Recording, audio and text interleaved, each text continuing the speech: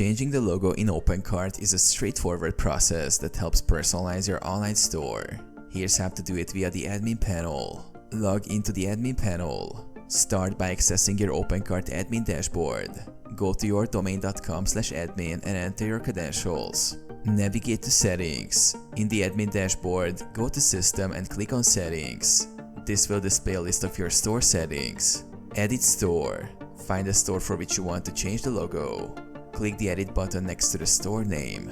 Upload new logo. In the store settings, look for the Store tab. Here, you will find the logo field. Click the Upload button to select a new logo file from your computer.